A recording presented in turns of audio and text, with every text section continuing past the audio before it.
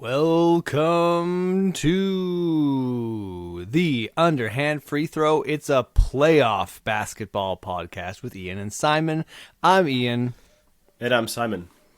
We've been watching games, enjoying drama, and staying up late. I just got back from the east coast of Canada. That's the Atlantic time zone, which meant I wanted to watch the two later games the other night, and that meant it was at 11 and 11:30 p.m. And the other night last night I guess, watched Minnesota and Denver, and that went to overtime. So yeah, I had a flight back to Toronto the next morning and ended up staying up until 2 in the morning watching basketball, and then getting up for a 8 a.m. flight or whatever. So it's playoff season, baby.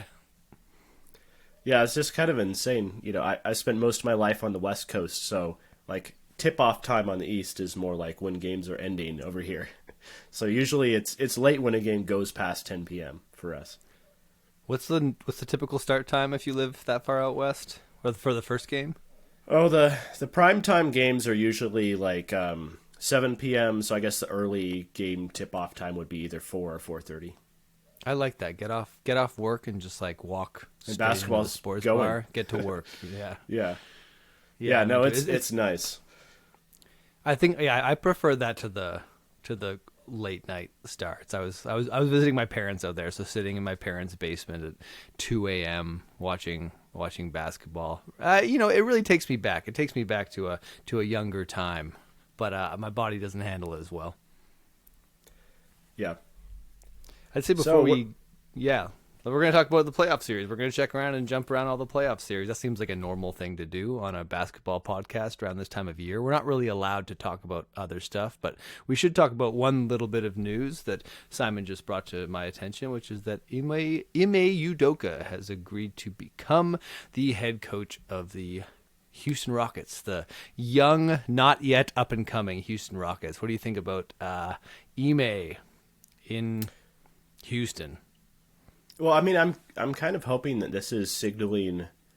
I don't necessarily know how he's going to fit in with the team that they currently have, because who knows how many of these guys are actually going to be long-term pieces of the Houston Rockets, rebuilding plan.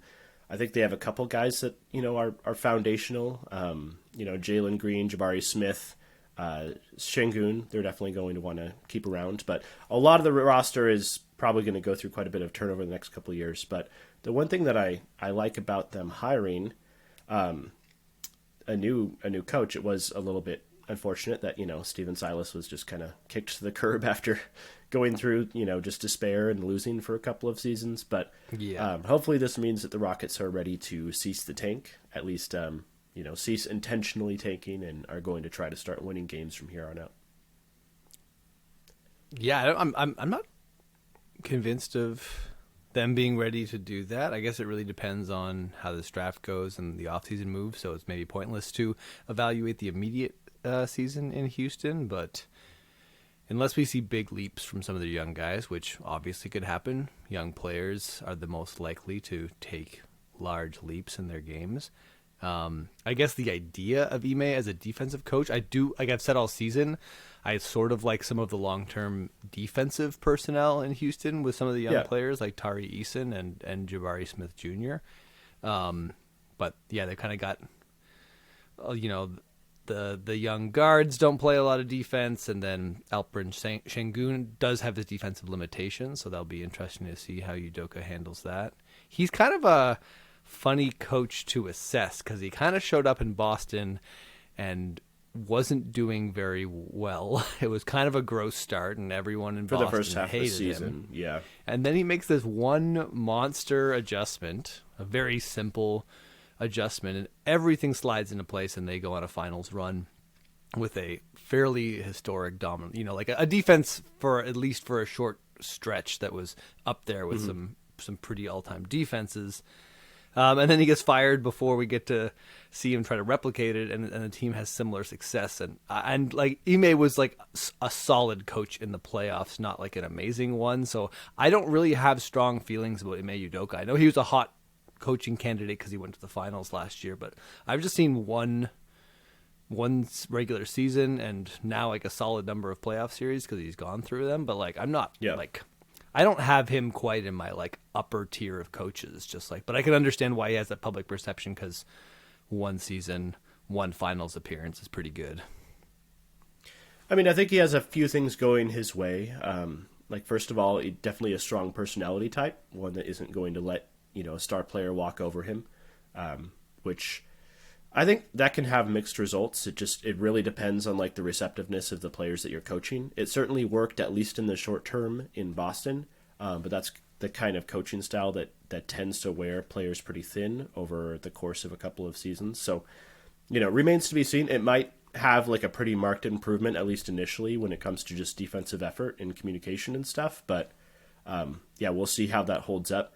But like the other thing that you did mention, like he did make the one adjustment. I don't think that we should gloss over the trade, booting out Dennis Schroeder and Josh Richardson, who were on that Boston Celtics team the first half of last season, adding Derek White, one of the best defensive perimeter players in the league. Yeah, we'll get to him. I think definitely improved the Celtics' defensive scheme a little bit as well. But, he doesn't have the same personnel to work with in Houston, obviously, but I love seeing just like that willingness to adjust from a coach, to admit like what I tried wasn't working, and not having the hubris or ego to try to stick with something that wasn't working and just bury their head in the sand, which is really what I think turns, maybe like a below average coach into a bad coach, where you make the mistake worse by refusing to adjust or admit you're wrong. So like that willingness to try to adapt and adapt in a positive way that benefits the team, I think is promising. So, I think it just really remains to be seen with Udoka. He does have a really tough, prickly exterior, and hopefully the guys in Houston are receptive to that and willing to, really put in effort on defense and dig in and try to buy into a cohesive system. And I think it'll work out well, at least in the short term, if that's what we see next year. It's a cool opportunity, too, to see a coach in such contrasting different situations, like a rich defensive-oriented personnel in Boston, and now going to this young team. It will give us like a much more nuanced sort of like data set on his coaching. Now, have you been following the Blazers long enough that you're a Ime Udoka playing career fan? Like, did you watch him as a player on the Blazers? I remember seeing a little bit of him, yeah. You don't have a Udoka jersey in your closet? I do not, no.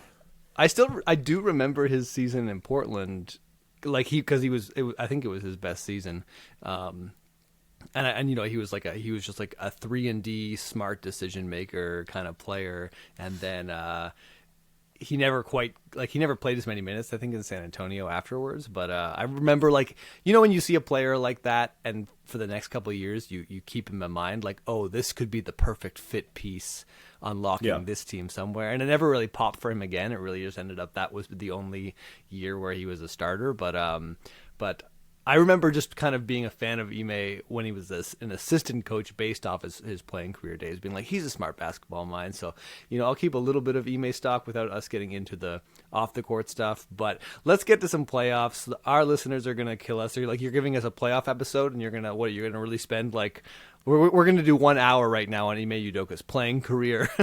We're going to go over his time in the D League, and we can give him 5 minutes. That's okay. No, let's get into his like European career. There's like, but yeah, no, let's move on. I think obviously is a good coaching hire. It's a high profile hire, so good for Houston Rockets. I really hope it works out. I hope that he's the right fit with that young roster, because I'm waiting for Houston to become watchable again, and I think they're close. There's things that are almost watchable happening in Houston. I don't know if Ime Udoka is the most make a team watchable type of coach, but he might be a good make a team play defense and win a few more games kind of coach. Yeah, I mean, I don't really care if their style isn't the prettiest in the world. If they're just competitive and in games and have lots of, matchups where it's coming down to the wire and it's close in the final couple of minutes, I'll watch that. Yeah, it's a lot better than them getting blown out by 30 points. Yeah. Maybe he also might let Alperen Şengün, stay on the floor and touch the basketball and stuff. That'd be cool. That would be nice. But yeah, let's move on to the playoffs. So we're kind of gonna go through at least most of these series. May not have a whole lot to say about every single one, because with the exception of one series, the other 7 playoff matchups are still going on, still in progress. Yeah, we're and gonna go as- from most fun to least fun Yeah. without organizing that order at all. So we're just gonna intuit that in the process. But I think that means that we have to start with Golden State and Sacramento. If Yeah. you agree, that's the most fun series so far. kind of the premier series that most people have been talking about. A lot of people have been watching so far this playoffs. Kings and Warriors series is now tied up 2 games apiece. The Warriors came back and won games 3 and 4 at home. They won last night over the Kings. Harrison Barnes had a wide open 3 at the buzzer. It very nearly went in, but it did not. And the Kings end up falling by 1 point in that game. Kind of a nail biter at the end. Steph Curry nearly threw the game away by calling a timeout and receiving a technical foul and a turnover because the Warriors were out of timeouts with like 30 seconds left to go. So it was almost a disaster for the Warriors, but they ended up pulling it out. They got a little bit lucky, I think, giving up a wide open catch and shoot 3, but it didn't fall.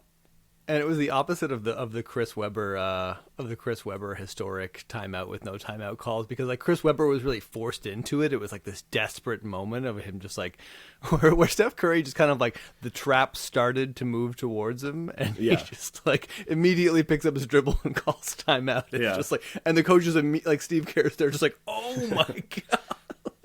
Everyone is just like, what? Honestly, for a player like Steph Curry, one of the arguably the best offensive guard of all time, greatest shooter of all time, no contest. It's like, I think even in the playoffs over the course of his career, kind of a careless player who is not above making some brain dead moves, whether it's like, it does. Yeah, it does happen on occasion. He had that famous behind the back pass to no one out of bounds in Game 7 of the 2016 finals. Yeah. With, a couple minutes left to go, just kind of throwing away a possession. So I think it's one of those, because he's he's at his best when he has this kind of carefree swagger, and just built into that is the occasional just I'm just so casual right now that I might do something like that, and he did that, just the most casual, almost game ruining timeout call.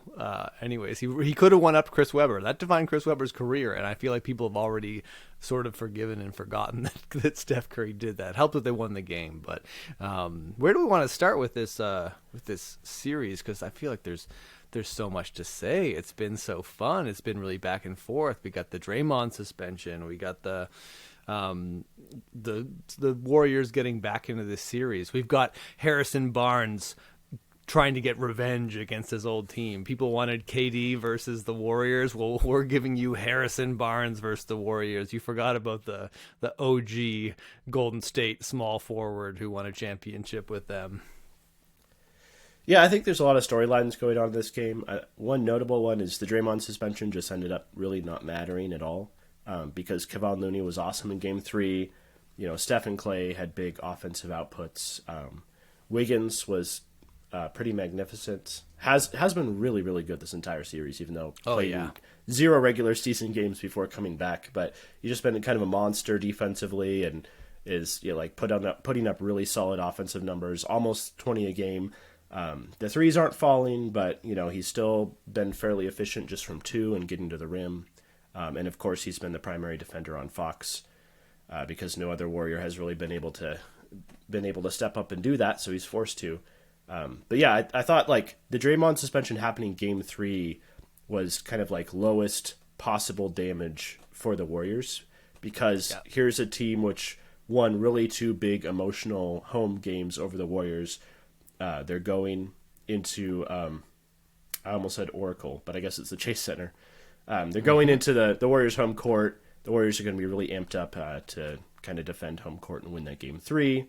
Kings, I thought, were a bit spent from the first couple of games of the series. There's the additional firepower of having Draymond suspended. So it was all just a perfect storm for the Warriors to win that one. And then Game 4 was the one that ended up being a lot more competitive, the one where Draymond's presence mattered a lot more. I think you can call arenas whatever you want, by the way. I think arena names are over. Corporate sponsorship has taken Well, they them change away from every us. couple of years, so. Yeah, or twice in a year, like the crypto industry crashes and they've got to sell back those naming rights. But but I think if you want to call it Oracle Arena, I say go for it. I still call the Toronto Raptors Arena the Air Canada Center, even though it's become the Scotiabank Center. Like, I think that we don't owe them anything. We don't have to keep that up to date, in my humble opinion. I still called it Heat Arena, the American Airlines Center, even though I think that sponsorship is like with the Mavericks now or something. Yeah, like, that's the thing. It's an arena, get just not traded theirs. around the league. Yeah. Yeah, Wiggins is a good one to focus on, because I think he's Wiggins and Looney being big reasons why they're able to get through that game too, and Wiggins like actually kind of protecting the rim a little bit for a team that doesn't like typically rely on rim protection. I thought that made a big difference, because they've got to guard Sabonis so aggressively that it doesn't sort of like leave much room left for rim protection. So Wiggins is he is an alien. He is like, I know that he's not, one of the best players in the NBA, but he is one of the best athletes in the NBA. And I think him being able to just walk onto an NBA court and play like this is such a flex and such a sort of specific thing. Like, I feel like he's one of the only players in the NBA that could do that. He might be the best third option in the NBA. I don't know. Like, he's not a star level talent quite, and just in terms of like the consistency and the efficiency and scoring ability from multiple places on the floor isn't quite there. But he's so good at almost every other facet of the game. Yeah, I mean, and now that he's picking up where he left off last year in the playoffs and showing that like he's someone who shows up when it matters. So that's cool. Go Wiggins. Maple Jordan. Did Kevon Looney outplay Domantas Sabonis in Game 3? I think he kind of has these past two games. Sabonis has still been a monster on the boards, on the offensive glass, just because I think Golden State's so small. That's almost happening by default. But Kevon Looney, I think the rim protection has been pretty significant. Fox is getting into that mid-range and getting that like little pull-up jumper or floater whenever he wants, but he's not quite getting all the way to the rim every time. And I think that's, Draymond will definitely get a lot of the credit for that. But I think, especially in Game 3, that was much more on Kevon Looney's shoulders. Well, one thing I want to say about Fox and Sabonis there, and I think Sabonis is having a pretty miserable series. Like, I know he's still putting up numbers that look like numbers, but he's turning over the ball a ton. And just like he doesn't like, they're letting him go to work on these post ups. Like they're staying. They don't want him to be a passer. They're playing him like that, and he's not doing great there's a lot of offensive fouls and turnovers there, and just a lot of like. There's very little subtlety. I kind of would like to see him counter into his little like floater hook more and stop trying to just bulldoze every single time, because they're overplaying it and it's starting to become a little bit embarrassing. Like Draymond and Looney are like, okay, you're going to come and try to knock me over, and I'm ready for that, whether that's taking a charge or whether that's like just sort of paying attention to your dribble and poking it away. He got like Draymond really dressed him down on a crunch time possession where Sabonis got an ISO on him, and it was like the whole floor was clear, and Sabonis just went into this like power spin move, and Draymond just played it perfectly. And I was like, you want to be able to win that matchup, and I think that you can do a little bit better than that. He's also been really hesitant to shoot it when they leave him wide open at the foul line. I'm like, I think you can hit a 10-footer. Like I know further outside of that, it's not a good shot. But what happens to Sacramento when this happens, when they get Sabonis to play in isolation and they get Fox to bail them out, and they played Fox bailout offense for the entire fourth quarter of Game 4, it felt like. It's like the Sacramento's incredible, mind-blowing offense is just gone. It's just like Fox is going to hit some clutch shots, but it's like that's what you're going to do for the whole fourth quarter. Just ask De'Aaron Fox to hit clutch shots. He's going to hit some, but you're not going to score well as a team overall. For an entire you're not going to like outscore the Warriors doing that. They're much better at hitting tough shots than you are. Yeah. It was nice to see Keegan Murray bounce back a little bit in the last game after him being kind of like a pretty brutal rookie in headlights no-show for a lot of the series. Well, I mean, I think the major no-show has really been Kevin Huerter, who's been a guy with playoff experience, with that Eastern Conference Finals run. A guy who's kind of been like a lights-out shooter all regular season, over 40% from three on a diet of a lot of like really tough catch-and-shoot shots. Like just a very consistent shooter overall, has kind of disappeared in the series. And it's one of those. It's yet another instance of kind of like this disappearing act of shooters, where some shooters, and there doesn't seem to be a lot of rhyme or reason for it. Like the degree of shots, the degree of difficulty of the shots that they're getting isn't necessarily any different than the regular season, and they just seem to be unable to hit them. So I don't know if it's a confidence thing or what. But it really comes into play in these playoffs with just, certain role players just become unable to hit a very similar diet of shots that they've been getting all year and been able to knock down.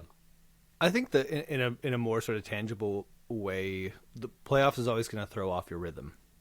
It's always going to make everything like the pressure, the pace, the constantly changing tactics is going to make it harder for shooters to just like get in kind of a rhythm and feel confident with that shot. Like there's always a mind game in the playoffs is trying to take away players' confidences, and you're trying to teams are going for your throat a lot more often than they are in the regular season. Whether you're a weak defender or whether you're a weak shooter or whether there's certain kind of actions that you don't like, they have that scouted and they're trying to play into that as much as possible, and they're putting a lot of resources into that. Kevin Huerter, I don't think has looked horrible. Maybe he's a little nervous playing with Daddy. Maybe Klay Thompson being on the court and him being the Klay Thompson clone. It's just too much to see Klay lined up opposite to him. Yeah, it's throwing him off. But I mean, he shot 14% from three so far in this series, so he really can't get any worse. But I don't think he's looked shook or anything like that. I thought Murray looked a little, because Murray's actually shooting the ball really well, but he just looks like until last game he looked pretty just off and confused about like where to stand and not really competing physically against Wiggins and Draymond, and the Warriors sometimes turn these games around by just sort of winning the physical battle outside of Sabonis. They're just sort of able to like bully the rest of that roster, and they, Draymond even bullies Sabonis sometimes when he stomps on his chest and jumps off of it. Yeah, well, I mean, a lot of people have kind of postulated that the Warriors have a extra margin of physicality that they can kind of push it that other teams can't quite get to. Without getting penalized, which I think that's real in that department. I don't think that that's like a conspiracy theory or anything. Like I've always felt that about the Warriors, and I don't mean it as throwing shade. Like anyone at any like level of like decently competitive enough basketball, like you see a team that dials up the physicality, plays and really kind of blurs the line between and dares the ref to blow the whistle, and that team tends to play really tenacious defense, and like they tend to get away with a lot because they sort of create a new baseline of physicality, and if you're dictating those terms, that's going to be to your team's advantage and not the others if they're not able to sort of do the same thing to you. So even though the personnel has sort of gone up and down over the days of Warriors, they have kept that trademark physicality around Draymond. They used to have Andrew Bogut doing it too, and and Andre Iguodala. It wasn't fair back in the day. But they've sort of replaced those guys with like Looney might not be Andrew Bogut, but he's got a little bit more defensive versatility, and Andrew Wiggins, is one of the best wing defenders in the league when he's dialed it in, and they've got Gary Payton II, playing rotation minutes, and Dante DiVincenzo as well. So that's like, it's still a lot of defensive personnel. They're still able to get away with playing Jordan Poole, and he kind of bounced back a little bit last game after having a pretty crappy series, especially in the losses. Yeah, no, it's been a rough series for Jordan Poole. But given how things have played out, the Warriors have kind of seized momentum a little bit in these past couple of games. You feel good about your original pick of going with the Warriors in this series? Were you a little bit worried about, picking the Warriors to go so far, or feel better about things now? No, I mean, there's lots of things that have surprised me. I mean, there's always things that surprise you in the playoffs. I think with the Warriors, I think it was a normal expectation for the Warriors to get punched in the mouth a lot in these playoffs. If they're going to if they're going to go deep in the playoffs, it's not going to be some dominant run. Like, this is more a team that we believe is capable of going far because of their ability to adjust and their experience and their toughness. And so they're kind of doing that right now. Like, they're playing sort of exactly. So sorry, one sec. As we expected. And Sacramento, the question was like, is their offense going to work? And in the first two games, it was like, yes, absolutely, they can do this. And I still believe they can do it. It's just a question of now with Sacramento, can they get back to what they're doing? Because, I mean, their offense was great until the fourth quarter last game. And then they still kind of, the Warriors just played a lot smarter basketball down the stretch. And even though they won that quarter, as soon as it got into crunch time, it just felt like the Warriors were making the extra plays, and Sacramento wasn't once it was getting sort of gunky. So I think Sacramento has a great chance to reestablish themselves at home. They know they can really hurt this Warriors team with their offense. They just they kind of need to stick to it. I think Sabonis needs to make a serious personal adjustment and stop trying to truck all the time. We need to see some counters because he's getting overplayed and falling right into the trap. So there's plenty of Sacramento can do to get back into the series.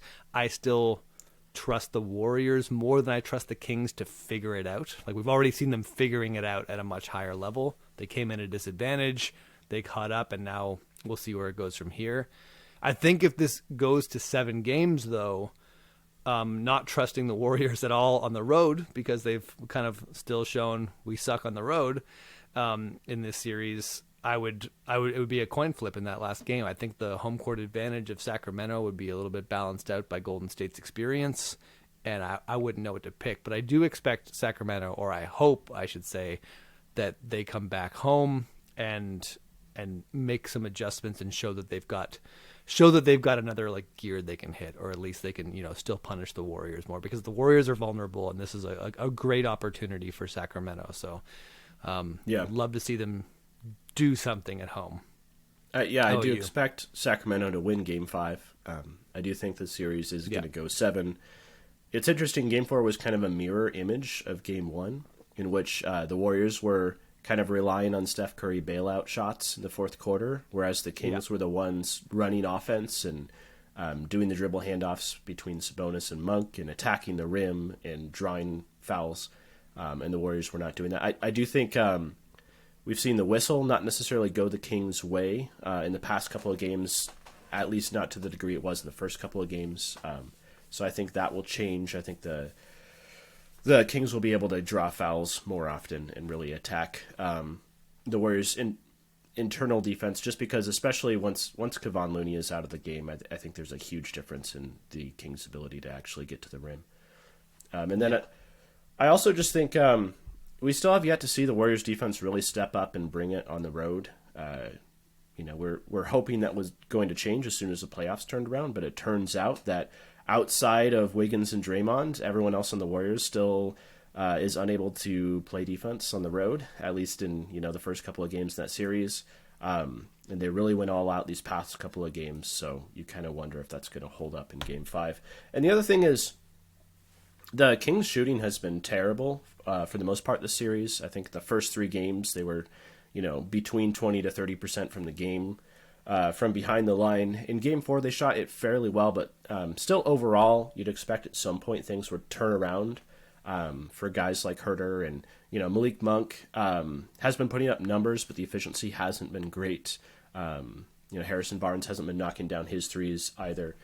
And the Kings as a whole have been pretty poor, just making their open shots, and they're getting plenty of wide open 3-point shots. It's not necessarily a shot quality issue; it's more just a, actually converting issue. So, home games are definitely a lot easier to turn that around than on the road. So maybe we'll see that turn around a little bit in Game 5. Malik Monk's play has been funny. He you already mentioned his lack of efficiency despite, putting up numbers or whatever, but he plays so patient sometimes. He looks like the most confident player on the whole floor.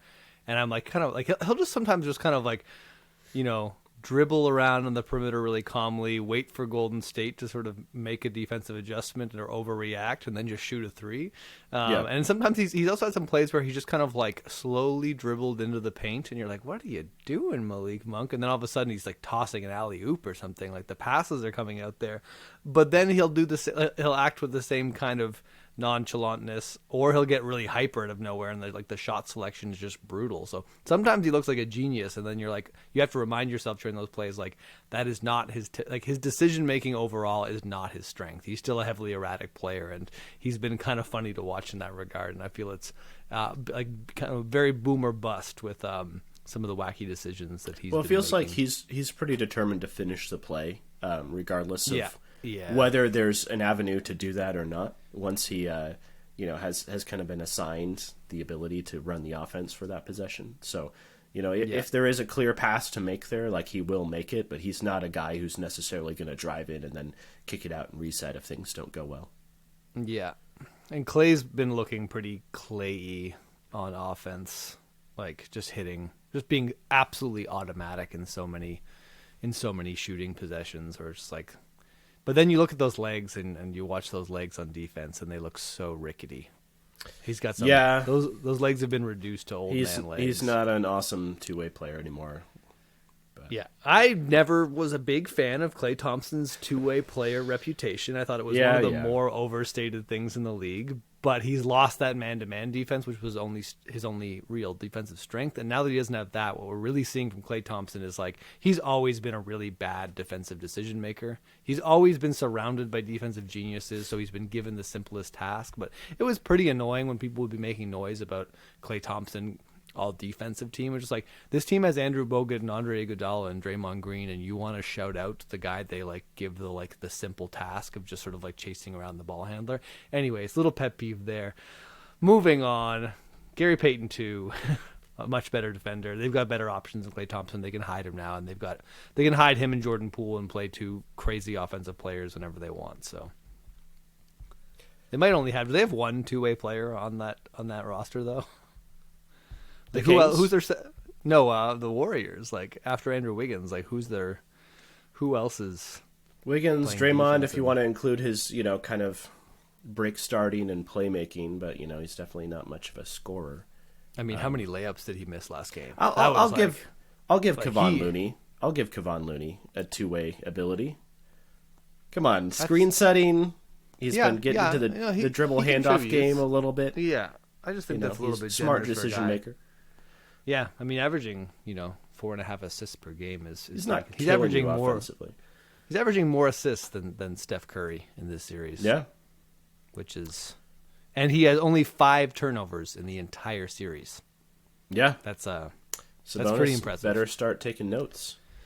All right, Kevon Looney, their second best two-way player. I'm not giving it to Draymond. You can't just miss 6 layups in a game, 6 pretty nice plays set up for you on the roll, and just it's no love for Dante DiVincenzo.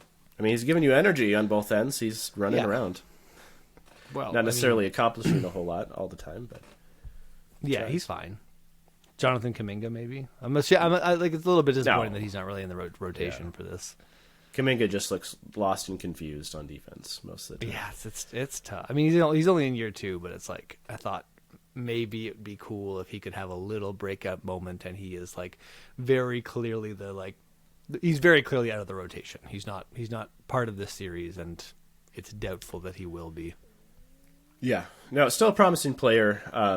A lot of guys aren't ready to contribute in a meaningful way in the playoffs in their second year in the NBA, especially when they came into the NBA as barely 19 years old. But yeah, we'll see. All right, let's move on. I still have the Warriors winning this series. I do think they will figure it out in one out of these next 2 road games. I guess I'm going with Game 7 because I said the Kings would win Game 5. But yeah, I think I still have the Warriors winning in 7 here. If someone wins a road game in this series, they will win the series. I think it's more likely to be the Warriors than the Kings.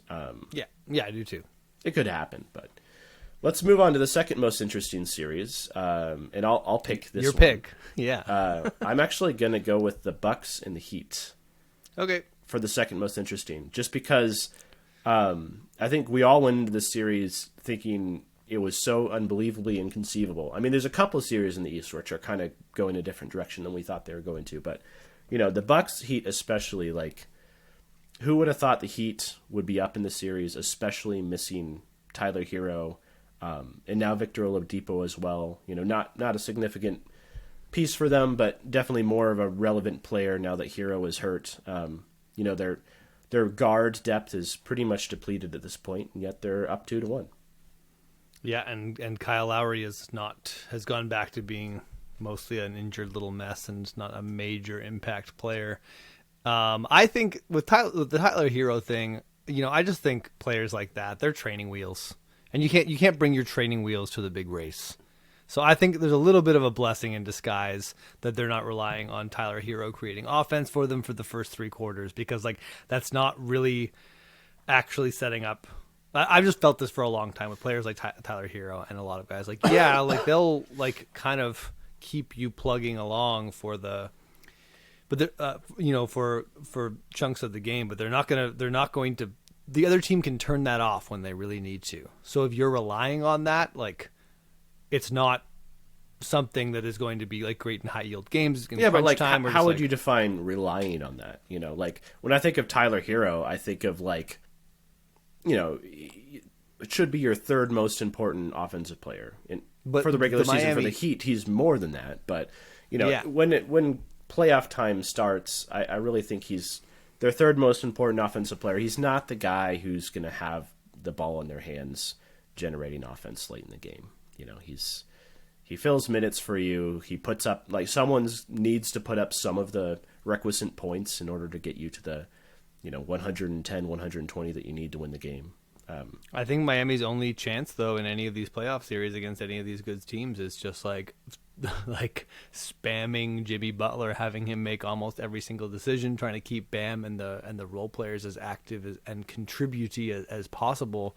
And I feel like Tyler Hero was their option for keeping Jimmy Butler fresh. I just don't think they can't keep Jimmy Butler fresh and win games. They have to go all Jimmy all the time until he breaks down, and that means he's probably going to have a bad game. We saw it last playoff run. Jimmy would be Michael Jordan one game and then kind of disappear and then be Michael Jordan again. So we'll see how that trend continues going forward. But right now he's shooting 60% from the field and 30 points per game, and shooting almost with almost a 70% true shooting percentage. If that keeps up, Miami's got a chance to win this series, right?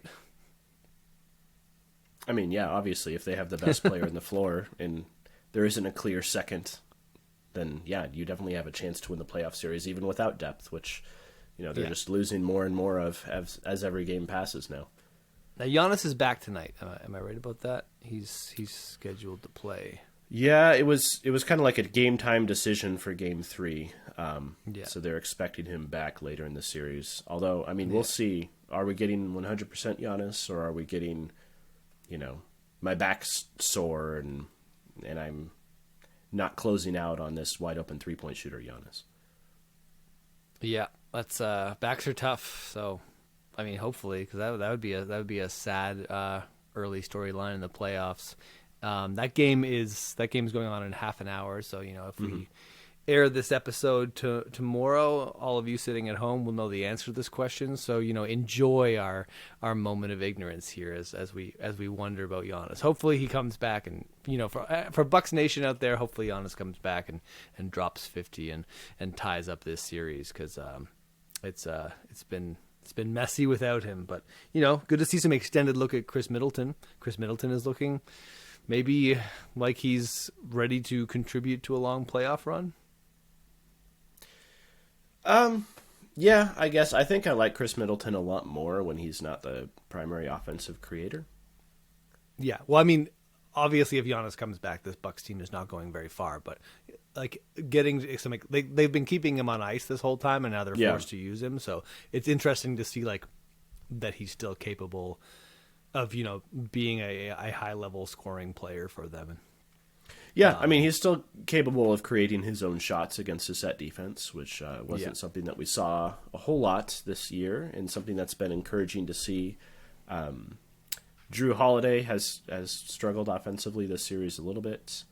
I think the one thing that's been surprising is Brook Lopez had a monster game too, when they're really going to him in the interior against Miami's lack of size, and he was punishing that. But aside from that game too, his jump shot hasn't been falling either. And aside from Grayson Allen and Pat Connaughton, who thankfully has been getting some run, the Bucks' 3-point shooting has once again been a little bit up and down, as it typically is once playoff game starts. I mean, offensively, those we talked about, we were wondering about those wings all season, and the question is like they got a whole bunch of like spare part wings. Can any of them become more than a spare part wing? And at least we're seeing Pat Con and Jingles step up on offense. Yeah. And play like slightly more than spare parts. Pat Con's always been good for them in a lot of playoff series. So yeah, it's nice.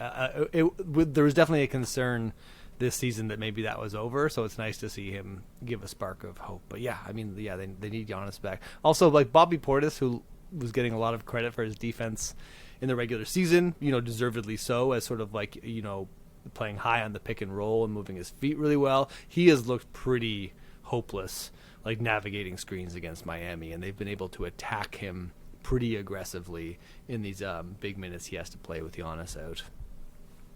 Yeah, I don't think this is really a two big men series unless one of them is Giannis. But Brook Lopez and Bobby Portis haven't necessarily shared the floor a whole lot, but when they have, it's looked pretty rough. I just think like Miami's pretty small, they're pretty agile, they're pretty quick. This isn't really the series where you want to necessarily play bully ball on them unless you're just crashing the boards really hard like Atlanta did in that one play-in game. But I don't even necessarily know if that's like a smart idea to keep going back to the well and trying to do over and over again, because Miami's a smart, well-coached team and they're going to adjust if you try something like that. But there's just so little tools in the tool shed. You feel like it has to like fall apart at some point. Like you say, there's for Miami, like they're like you're right. They're small and they're agile, but they're like really small. Like I think like even when Milwaukee goes small, they're a lot bigger than Miami. We're talking about like they're playing serious minutes like Duncan Robinson and Caleb Martin, and I don't even know who the four is most of the time. Like I guess it's like Jimmy. A lot. Yeah, it's like Jimmy and Jimmy Kevin Caleb Love Martin has been the reserve. How do you feel about Kevin Love's play? I mean, I just don't think he moves very well. Like he's a spot up shooter that spaces the floor, so you need that offensively to create some space for Jimmy to operate. But do you think I don't really the trust Cavs it when are Giannis missing is him back right in the now? game. Do you think the Cavs are missing him right now? No. Okay, that's really the barometer for Kevin Love this season. Also, brutal news about Victor Oladipo. They signed him to a more than minimum contract, hoping that they could salvage Victor Oladipo's career and turn him into a. I think internally there was a view that they could get Victor Oladipo back into being like he was sort of their like sneaky little low risk shot at getting another good offensive guard, and that did not work out at all in the regular season. It just hasn't worked out at all, and now he has torn his patellar, I believe, and is like will spend the next year making $9 million and rehabbing once again for the season. And this is he has not played more than 30. He played 42 games this year, and that's the most games he's played since his All-NBA season. Yeah, no, it's kind of a sad story. I mean, he struggled with injuries last year, but he kind of came back in the playoffs, and I thought gave them like really solid minutes. And they're hoping that would continue this season. And he just kind of had a pretty unspectacular year offensively when he was on the floor and was never quite physically right to be the two-way presence that he was for that brief playoff run last year. So, no, I mean, it's kind of a sad story, but like, it's always the same tale when a player starts to age and injuries really start to catch up to them. They're just kind of on a ticking clock from that time forward. Yeah, I liked Victor Oladipo was like my favorite shooting guard in the NBA back in 2018 when he had that season, and I thought we'd at least see him get back to like 70% of that, or bounce back for another season of strong play. But it's just been injury after injury after injury, and yeah, we only see the briefest spark. So And now he's 30 years old. It's not like completely over for him, but it'll be we'll see what the next chapter of his NBA career, if there is one. But yeah, it's definitely rough. Still going with the Bucks here, or do you want to go with your initial heart pick of the Heat pulling the upset? It's tough to pick this right now because we don't get to see if Giannis comes back tonight and is Giannis. Yes, I'm going with the Bucks. If not, if he's fully back. If not, I think it's interesting. I think like I'd probably just pick Jimmy his way into the second round if Giannis is not healthy enough to play at a star level. But I still even if you take Giannis out of the equation, I still kind of like the Bucks roster a little bit more like overall than I like the Heat's one. But Giannis being out makes Bam the most athletic player on the floor, and that is a big deal for Bam. He's like, when Bam is the big boy, he's a completely different player than when there's someone around who can bully him a little bit. So yeah, it's hard to, I kind of like the Heat. I also think that Eric Spoelstra is going to outcoach Bud in this series, so you need a little bit of a buffer there, a Bud buffer. Yeah, I mean, I think I'm still going to go with the Bucks either way, just because Jimmy has shown in the past, like, yes, he has awesome heights in the playoffs, but he also doesn't necessarily have the tank to do it all on his own for 7 straight games. Like, he's good, but he's not prime LeBron. I just think, speaking of LeBron, I think back to that bubble series where I think the Heat won early on in the 2020 finals, and Jimmy had that massive performance, and then the next game he just really didn't have the juice to do a whole lot. So and he's older now, and he's had 3 years multiple older. Significant injuries since then. So I kind of wonder whether he can put the team on his back every single night, and kind of question that. So yeah, incredible performance though. Shout out Jimmy Butler for this just absolute, it's like such a monster of competitiveness and decision making. Oh, yeah. Makes so he just maximizing his tools and saving possessions, and it's it's something to watch. Yeah, 30 points a game, and it's not on 12 free throws, like you might expect hearing that number from Jimmy Butler. It's mostly off of driving into the paint and hitting hitting mid-range jump shots, or actually finishing at the rim, and he's not just relying on the whistle to generate awesome offense. Yeah, I mean he'll hit a couple of absolute crazy hero ball shots, but he'll also score in the margins, like the little defensive breakdown, and Jimmy just shoots the gap and is getting an easy 2, and that's how the man gets his 30. 30 is a lot, even in today's league, if you're not shooting threes and you're not getting a million foul shots. So yep, got 30 points on 19 shots in his last game. I mean that's with only 2 points coming off free throws. That's big man stuff. The big man move, Jimmy Butler. All right, what in your estimation is the third most interesting series? Yeah, good question. What is the third most interesting series in these playoffs? I'm going to go over to New York versus Cleveland. Okay. It's kind of what I was expecting. Yeah. It's been interesting. You could tell right away. Game 1 really set the table for what this series was going to be like, and the biggest thing about this series, in my mind, is that Cleveland's holes, which we already knew about. We knew that they really lacked shooting with both their bigs on the floor, and even without both their bigs on the floor, they lack wings, and that has been very easy for New York to attack in these playoffs. They attacked it early and often, and were just able to really punish the Cleveland Cavaliers offense by making everything just really difficult because of that lack of shooting and spacing. And even in the first game, Cleveland basically figured out, we have to keep Chidi Osman on the floor a lot more than we were planning. He played down the floor in crunch time, which is not something that I think that anyone was expecting. And then Isaac Okoro played only 2 minutes in the next game, and it was all Karis LeVert and Chidi Osman, and they dusted off Danny Green.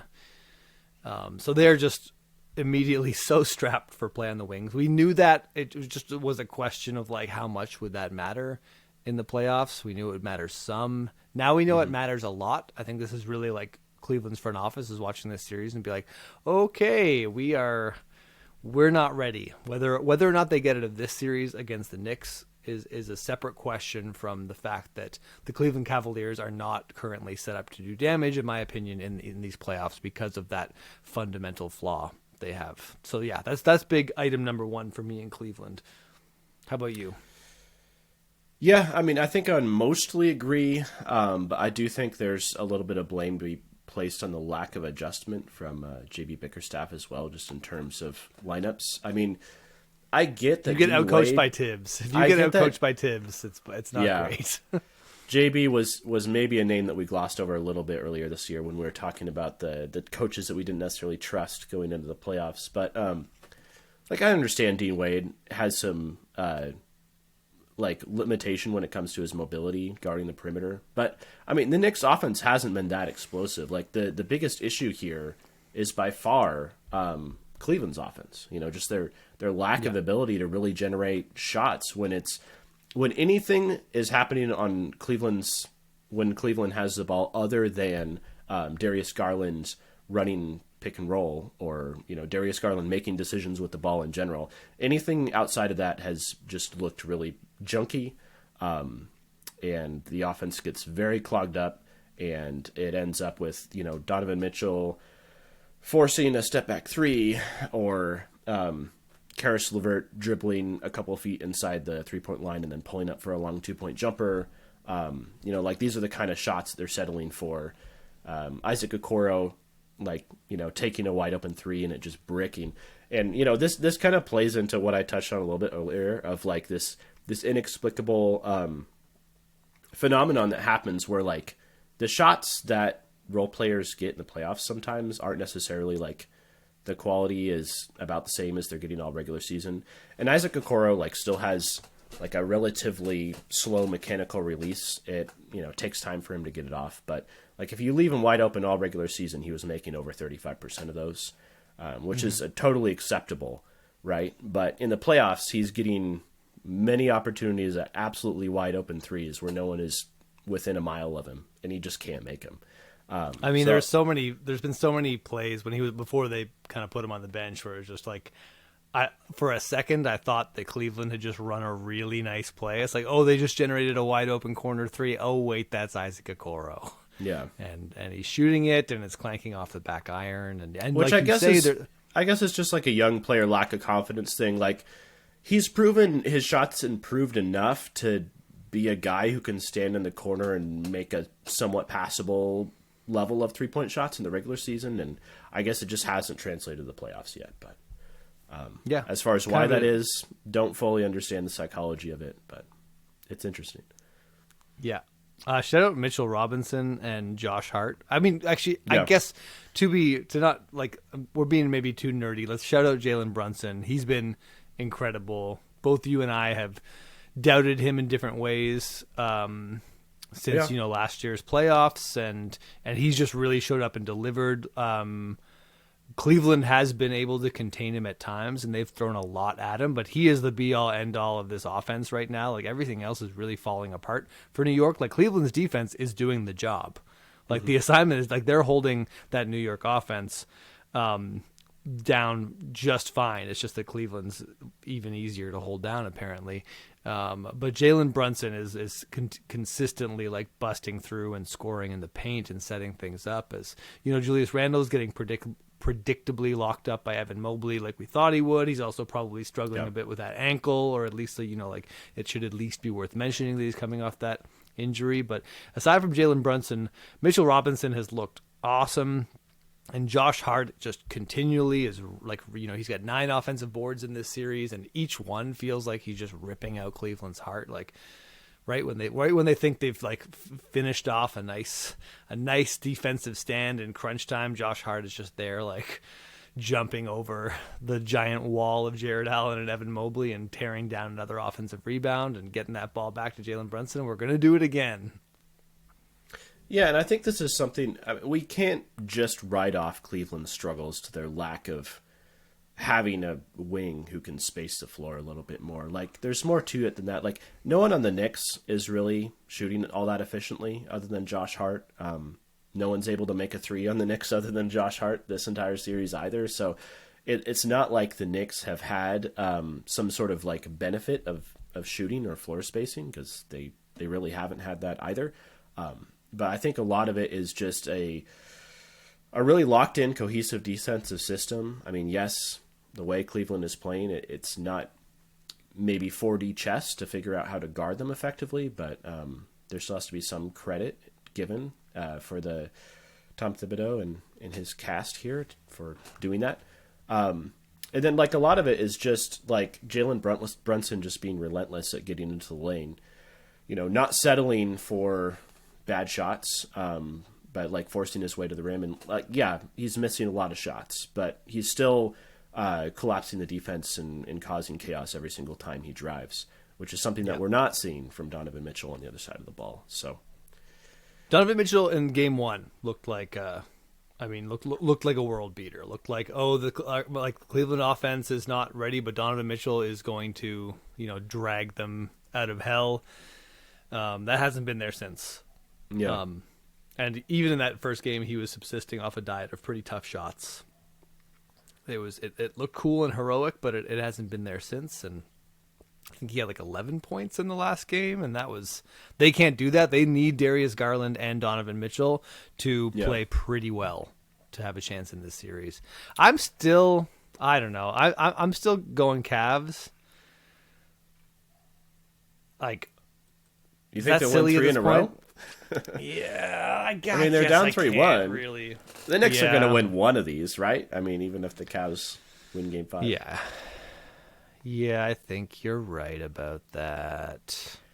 There's still a chance for the Cavs to win this series, but we got to see something more from Donovan Mitchell, just in terms of more aggressiveness. Like 11 points in Game 4, not a lot of shots, and just kind of looked like he was resigned to let Darius Garland and Evan Mobley run pick and rolls and decide what to do with the basketball.